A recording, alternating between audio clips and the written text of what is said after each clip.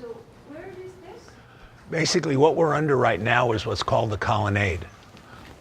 It's part of Jones Barracks, and because it's enclosed, it gave an opportunity to do formations when there was inclement weather, whether it was snowing or raining. You would just assemble here while you marched into the mess hall for your meals. Now we're just coming up to Company E, which would have been the company that I was assigned to when I was a freshman.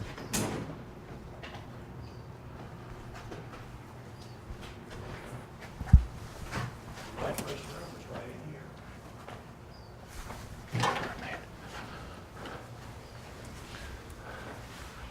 here. And this is So where. is this your room? This is my room. I shared rooming accommodations with Robert McGowan, who went on to graduate college and law school and became a very successful real estate attorney and a judge.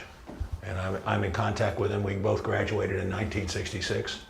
Across the hall was Sandy McIntosh, who was also in our class in 1966. He went on to become an instructor and an author. And as we go a little further down the hall, we've got somebody very special's room too.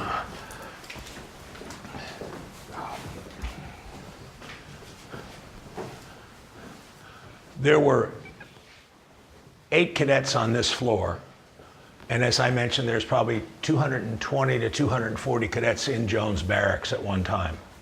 That didn't house all the cadets, because you also had other residence halls. So who's this room? This is Donald Trump's room. You know, when I came into the academy in 1963, as I mentioned, he was in Company E. He was my supply sergeant, and this was his room. It was a little tighter back then because he was responsible for the maintenance and care of all the M1 rifles that the company used in parades. And there were 2 racks of M1 rifles right where you're standing. Everybody, you know, would be assigned one. You'd come down and pick it up. He would issue it to you. You would be responsible for the maintenance and cleanliness of it, and then you would return it to Supply Sergeant Trump, and he would inspect it and put it back in the rack.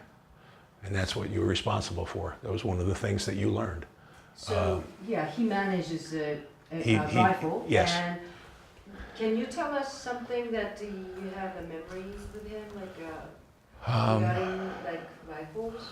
One of the things that he made me memorize, besides my general orders, besides my new cadet rules, was the serial number of my M1 rifle, which I still remember today. 1558-36-1. And really, I've interacted with a lot of my classmates, and that was one of the things that people remembered. I have no idea why, but you know, it was instilled. You know, he would quiz us, and we would get quizzed in inspection about the nomenclature of the M1 rifle, how much it weighed, how did it work. We knew how to totally take one apart. There were actually competitions of cadets in certain areas where they would take one apart and put it back together while they were blindfolded. So it was something you knew how to do real well. Now, when I showed up at the academy, just like with Donald, I didn't know how to shine my shoes. I didn't know how to make a bed. And you know, you learned how to take care of yourself. You know, it was a tough environment. There was a lot of bullying, and in some respects was out of control. But Donald was a beacon. I mean, if you wanted a fair assessment of what was going on and a fair punishment, you'd go to Donald, and he would oversee the situation. And he interacted with quite a few situations with my friends that made them successful, not only with the academy, but with the disciplines that they learned here. They carried that on through their lives.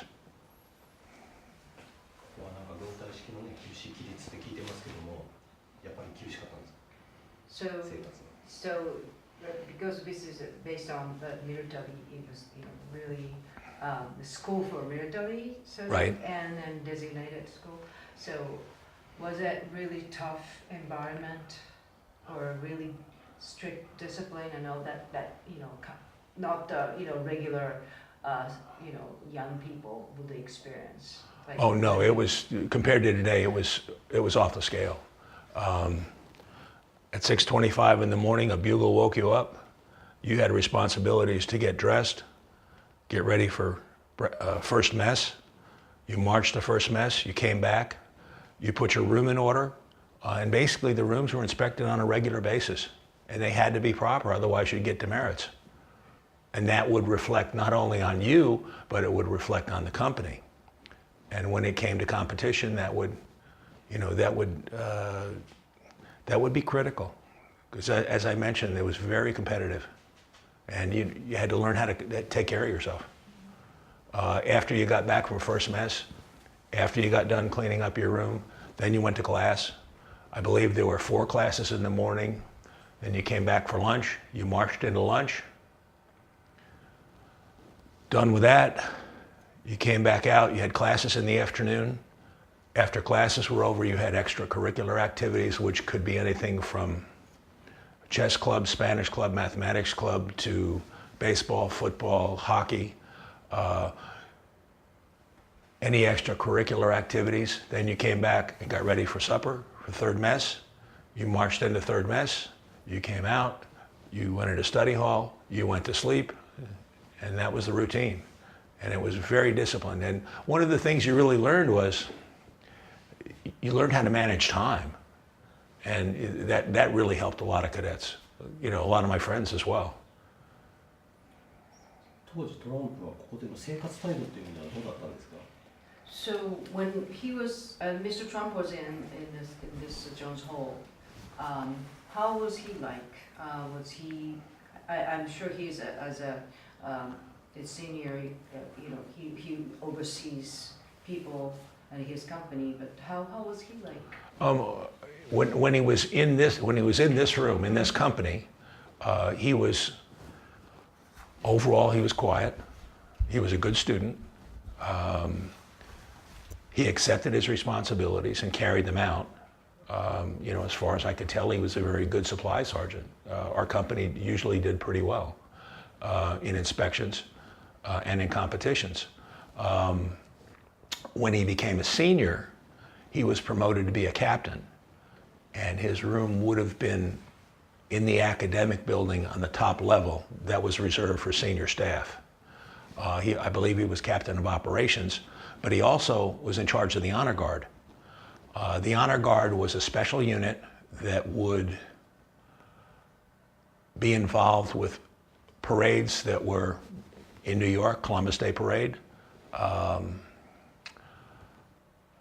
Pretty much the entire Corps of Cadets would march at activities in Cornwall, Memorial Day, etc.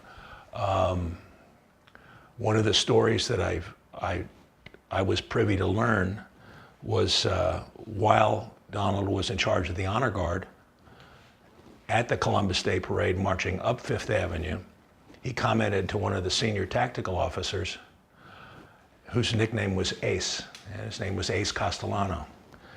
He commented to Ace, he said, Colonel, I'd really like to own some of the property on this street someday. And it turned out that he sure did. Now, the tactical officers at the time, Ace was a graduate of NYMA. One of Donald's mentors, Major Theodore Tobias, was also a tactical officer and a graduate. Now, his nickname was Dobie. Now, in Dobie's situation, he attended high school in 1941 and 1942. He went into the Army and fought in the European campaign in World War II, was wounded, returned to NYMA, graduated in the class in 1948, and they offered him a tactical position, and he stayed on for 50 years. And he was one of the key mentors in shaping Donald.